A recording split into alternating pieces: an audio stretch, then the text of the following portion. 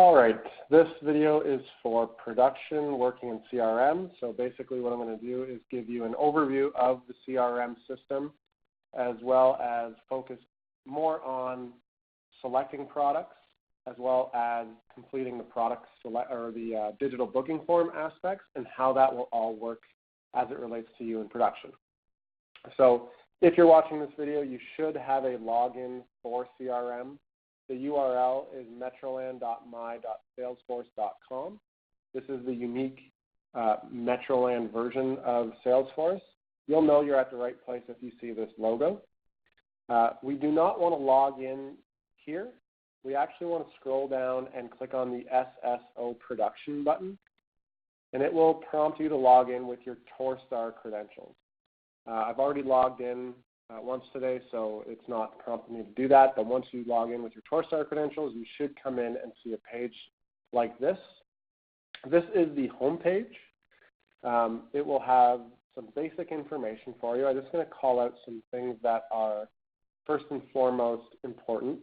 Down the left-hand side here, you're going to see a sidebar. It may not show up on yours. It just means it's condensed. You can pop it out just by clicking on that little arrow. And what I'm going to show you is at the very bottom, we have a full library of training videos. So if you needed to know on how to create a bundle or submitting an order, revising or canceling a line item within a product order, you can do that here. And then if you don't like watching videos, if you like learning by following along a instruction manual, we do have the training documents too. If at any point in time you're looking for help on certain issues that is not covered in these training videos or the documents, you can always search at the top of the CRM search bar, how to, with an asterisk. What this will do is it will search the entire system for files that start or contain how to. When we release training information, we always try and label it with how to. So when we scroll down, you should see a listing of files. So there's 25 plus files. You can always click on show more, and you'll see a full library of how to do certain things in the system. So what I want to do is review accounts and opportunities and explain the difference between those. So with accounts, these are businesses that are in our system and ultimately have advertised with Metroland or are prospects to advertise with Metroland. The account information is pretty basic. It has their account name. It will have whether they're active or inactive. It tells you their account type, whether they're regional or national, phone number, website, basic information that you may need to fulfill a campaign, right? Other things you can do with the account information is if you were wanting to run reports to find out how many accounts are a certain category, you could do that. But overall, you'll probably be using this page as an overview of the business you're trying to produce something for. The account owner is the sales rep who was first loaded into the system on the account. You can always highlight over account owner or any user's name to get a quick snapshot of who they are, where they work, their contact information, and their manager. The reason I highlight this is because in Metroland there are many accounts, more often than not, that have multiple reps selling to it. So if I did a search for an account, and again I'm going to go back to the search bar and search for Brock with an asterisk. So this is going to return everything in the system with the word Brock in it. So you can see all the accounts, there's 25 plus that contain Brock somewhere in the record. There's a people, Cindy Manor, general manager of Ottawa region, which includes Brockville. We have leads that have the name Brock in it. So it searches the entire system. But I want to show you this account, Brock Doors and Windows. So you can see that Anita Phelps is the account owner. She is working out of York Region. Her manager is Marisepe. If I highlight over account team up here, you can see all of the other reps that work with this account. So this is something that Metroland has created for itself. We have reps from different publications that sell their specific unique publication to the account. So these are all the different reps that touch this account. So when you're looking at who do I contact about Brock Doors and Windows, it may not necessarily be Anita Phelps. It may be any one of these other people. So you'll need to dive in further to say, who do I need to contact about this specific campaign or this specific sale who works on the account? And you can do that very easily through the opportunities. So I'm highlighting over opportunities right now. These are sales that were pitched and were successful, or were pitched and were unsuccessful, or are currently being pitched in some capacity to this client. So if I wanted to look at this proposed sale for 1872, I could click into the opportunity, and I can see that the the opportunity owner is Elaine Dixon.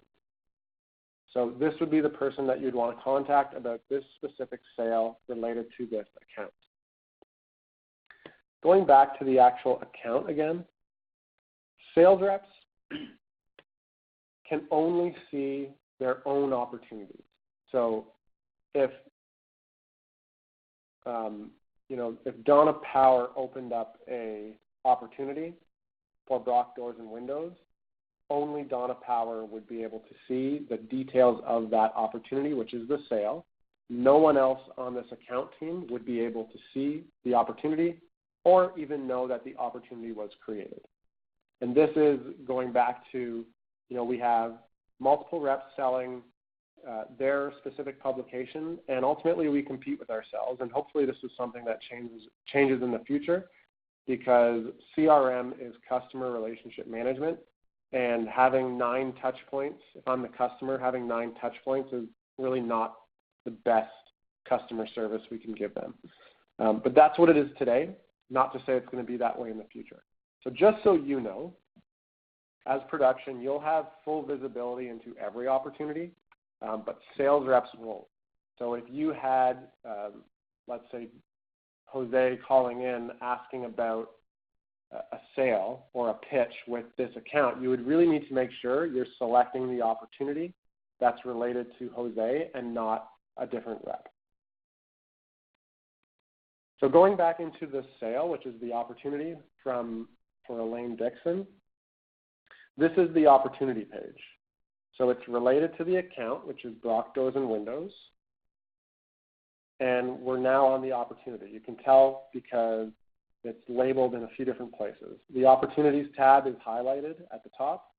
It also shows you it's an opportunity, so you know that this is a sale. So I have basic information about the opportunity as well. So if you're looking at opportunities that are in the proposed stage or in negotiation, or basically anything other than closed won, you'd be doing that for forecasting reasons. You'd want to know how many opportunities that contain certain products are in the pipeline and how much work is going to be coming up for my team in July, for example. If you're looking at opportunities just to understand more about what's happening with this sale, this is what you'd be able to see. You'd be able to see whatever the opportunity name was labeled as, who it's with, the name of the opportunity. So this is digital proposal. Is it new, upsell, or renewal?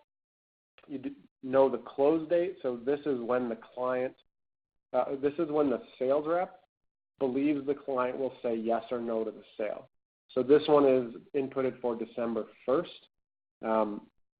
That's when the opportunity owner, Elaine Dixon, hopes to have an answer from the client as whether or not they want to buy this product.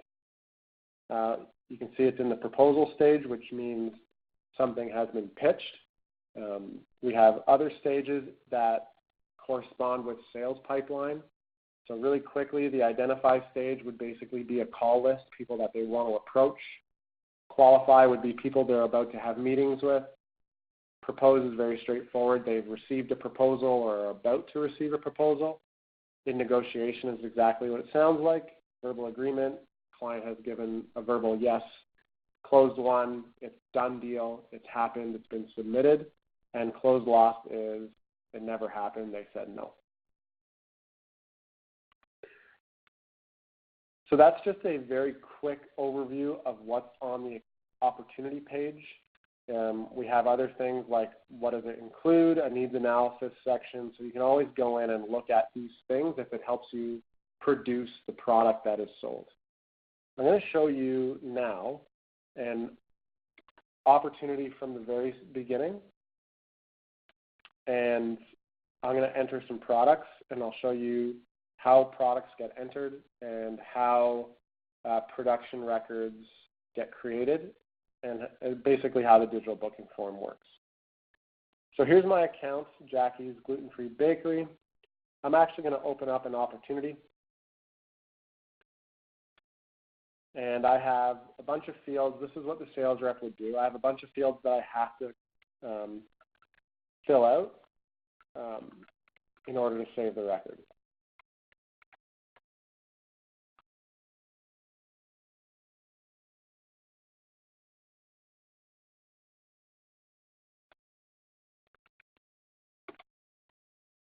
Okay, so I've saved my opportunity. It is in the identify stage, which means they're on my call list. I need to make an appointment to see them. And I'm hoping to sell them $2,000, but ultimately I haven't spoken to them yet, so I don't know if that's ever going to happen.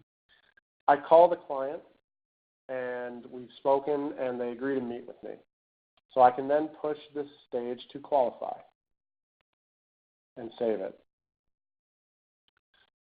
Fast forward a few days, I meet with the client, I do a needs analysis, discovery discussion.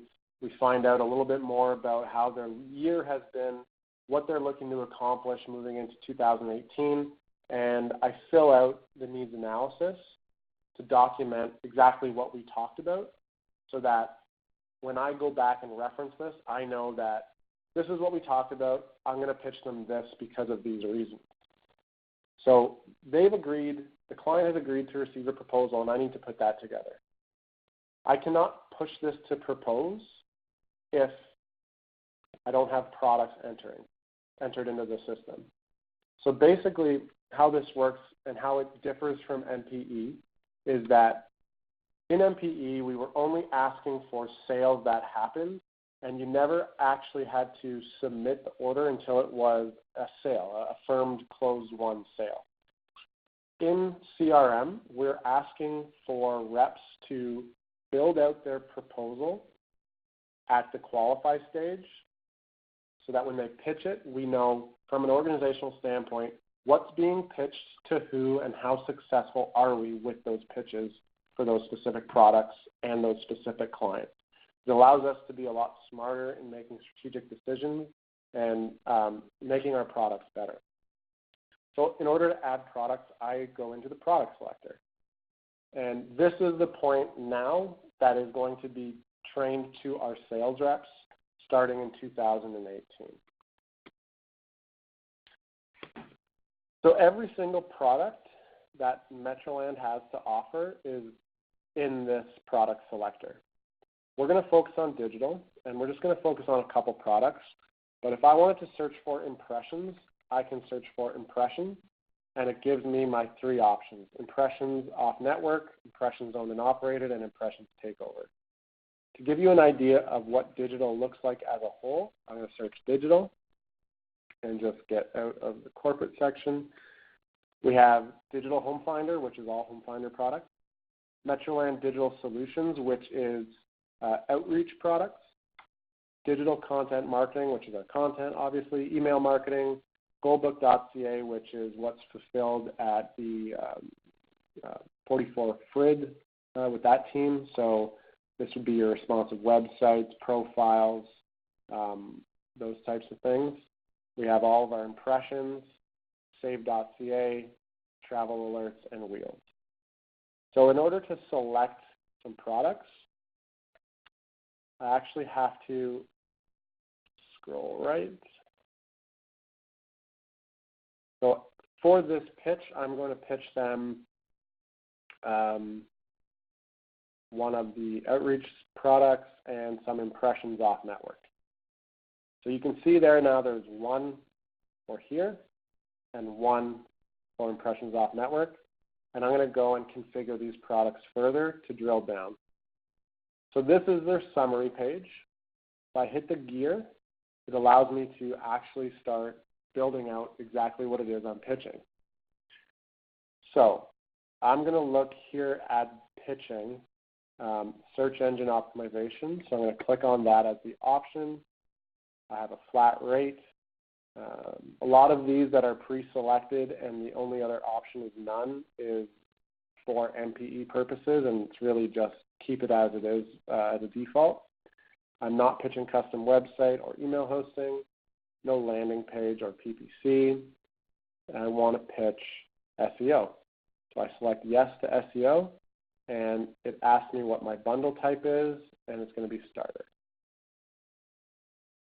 As I scroll down further, you can see that nothing else really applies to what I want to pitch. It's just SEO.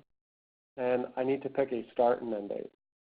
So I'm going to pick January 1st to May 31st. Okay? So now you see that we have a start and end date. The rate is $325. Our total price is $325, but it's $325 a month. So we actually need to enter our quantity of 5 months to get our total price. So this is one line. It's 5 SEOs going over these dates because it all sort of falls in as months. So that piece is a little bit confusing, so I'm just going to repeat it. Our start end date is January 1st to May 31st. That is 5 months. So I have 5 there, and that's 5 months at $325 a month. Our total price is $1625, and I hit apply.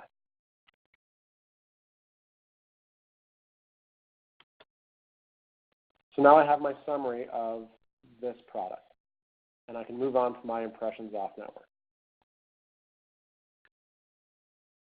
My product type, I can select any of our off-network product types.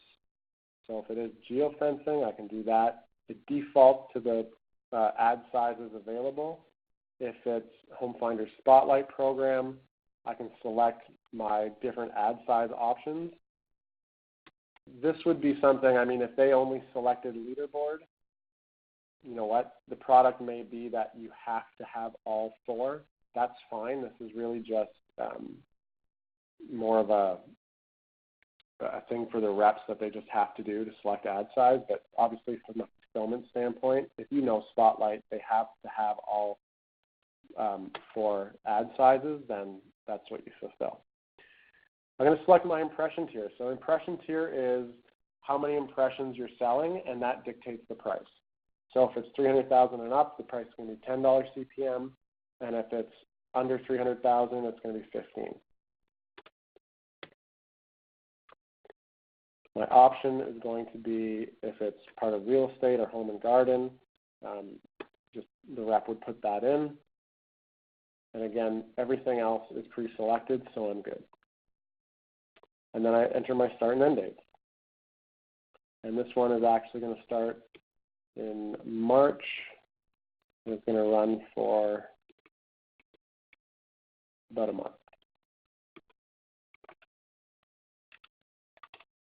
Enter in the total number of impressions multiplied by the rate, gives us our total price, and I can hit apply. And now I have my summary, and it gives me our total price at the bottom. And I'll hit save.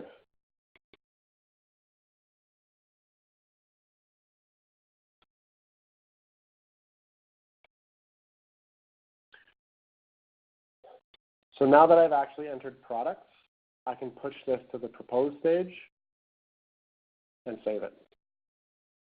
And this is everything that the sales rep would be doing. If, again, you wanted to forecast what's being pitched and when, we can always run reports on products that are being pitched. But if you're looking at a specific opportunity, so customer service, for example, an LSG rep calls in and needs help with building out a specific proposal, they can actually contact you and tell you what the opportunity is, and you can go to that page and see exactly what they entered into the system to pitch. All right. They could also go to the chatter feed of the opportunity and contact you that way.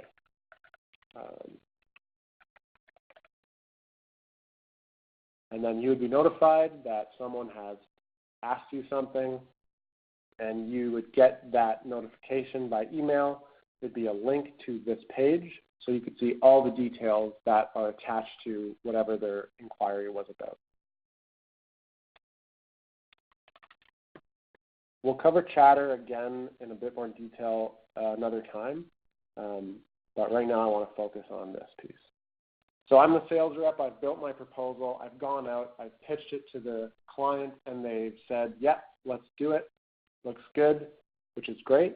I would then change this to verbal agreement, hit OK, and start to put in my information of when I got written confirmation. So if I got it today, this could be in the form of an email or a contract if it is LSG, and I would save it. And if everything is good, I can actually submit the order right then and there.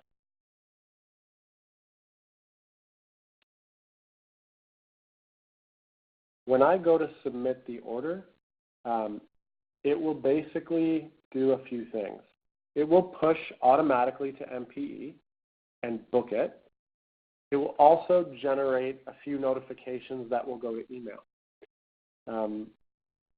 You'll also notice that this page self-updated the stage to closed won, and that there is a media campaign now, as well as production records. Whereas before, under these two sections, there was 0. So at this point, under media campaigns, if I just open that up, we have the base shell of everything that was sold related to this opportunity, Jackie's Gluten-Free Bakery Test Digital. If everything clicks through to the same place, I can enter it here. There's a main point of contact that production would need to call to fulfill this. I can enter that there as well. And in the production aspect, these would be the specific products, the digital booking forms for the products. So I'll go into those and show you what those look like as well. So this is a production record. You can tell the product is Digital Metroland Digital Solutions.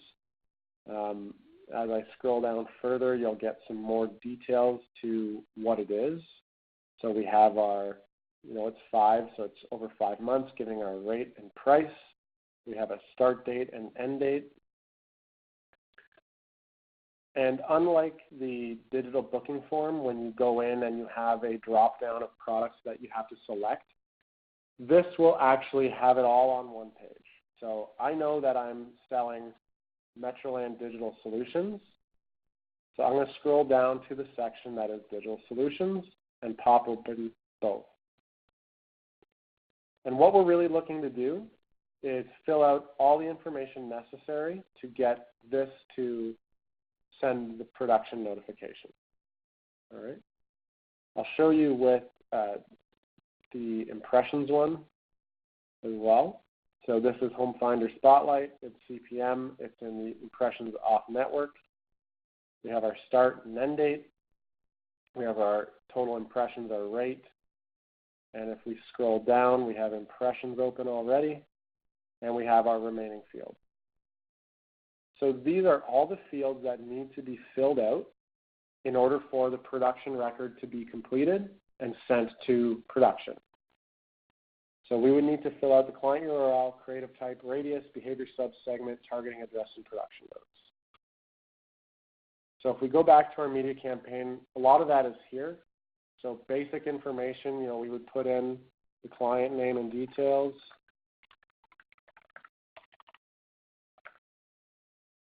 Put in their phone number.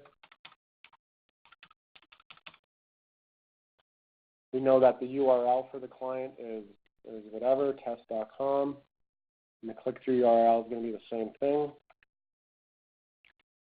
I can always put in more information if I'm the sales rep. The more obviously they put in, the better. And the creative type is going to be build. And I can save it right then and there. So now when I go back to my production record and I just refresh the page, you'll notice the remaining fields, a lot of it is gone because the URL and opt-in and creative type carried over from the media campaign. When I enter it in at the media campaign, it carries over to every single production record. If I have multiple types of impressions, I can always go into the specific production record and override the URL from there. But it will only override it for that specific product. So the remaining fields I have to complete are radius, behavior, subsegment, targeting, addresses, and production notes. So because I know it's all under impressions, I'm going to look for it under impressions. So radius is here. Targeting addresses is here.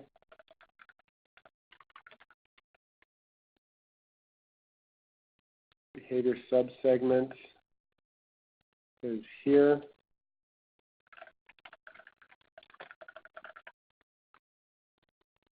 And production notes.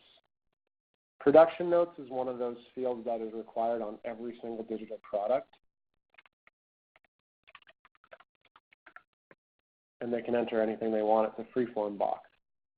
Once I've added that in, I would save it.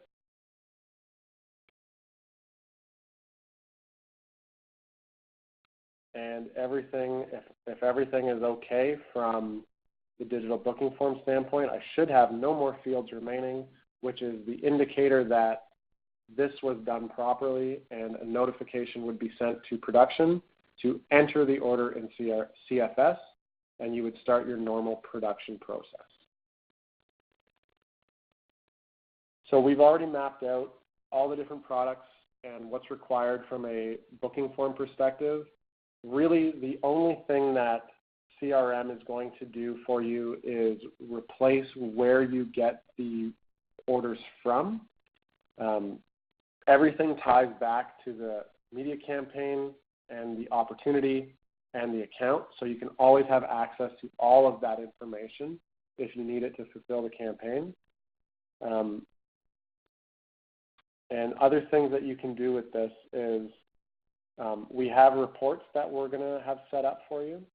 So if at any point in time, we have notifications being sent to you when a digital product is sold and when a digital booking form is completed, for you to enter it in CFS and kick off the production workflow. If the notifications get to be too much and you want to work from a report, we do have reports built where you can go in and look at a list of media campaigns that are ready or a list of production records that are out there and whether they're partially complete or fully completed, and work that way as well.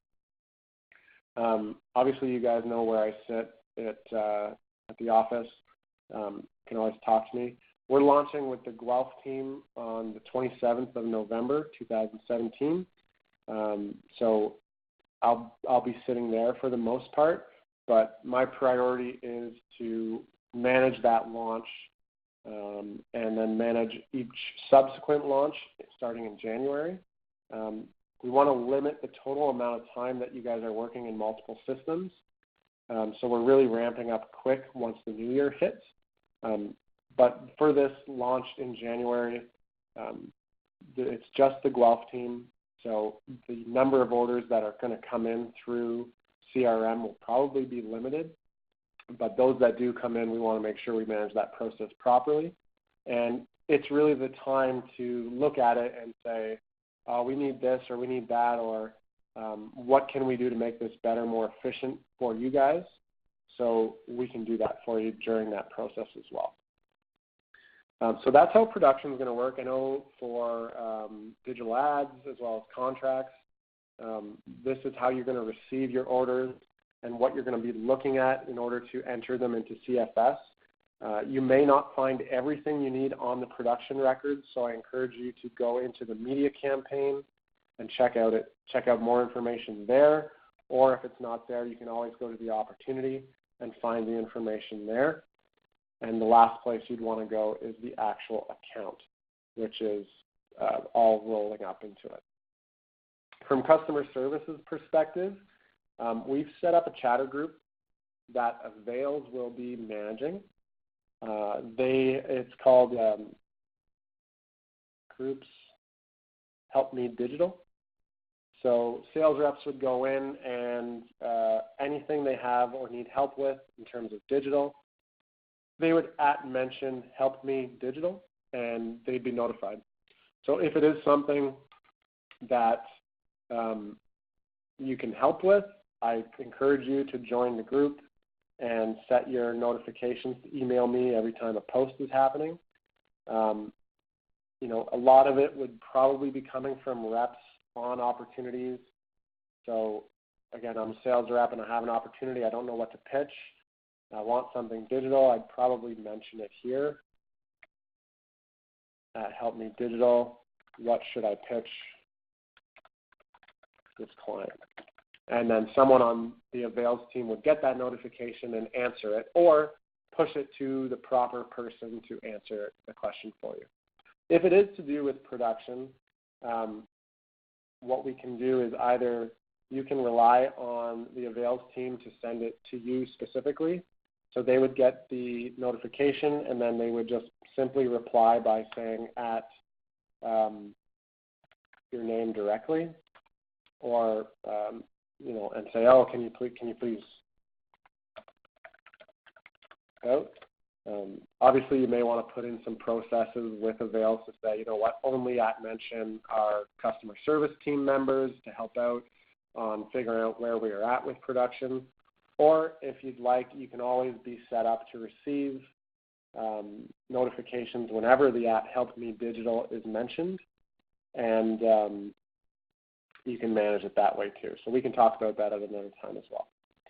So for customer service, you'll really be looking at supporting the reps. I'm going to assume it's going to be the LSG reps on how to book products, how to complete the booking form, and then production, so digital ads and contracts, you'll be receiving the production records and booking them in CFS. And like I said, as we're launching with Guelph, we want to really optimize this process and create as many different workflow rules as possible between yourselves and Avails and what CRM can do to better make that a good experience for you moving forward. Like I said, you know where to find me if you have any questions, and I hope that this was beneficial and helpful to you. I apologize it couldn't be more in person, but we'll always give you more training if you need it. Okay, thank you.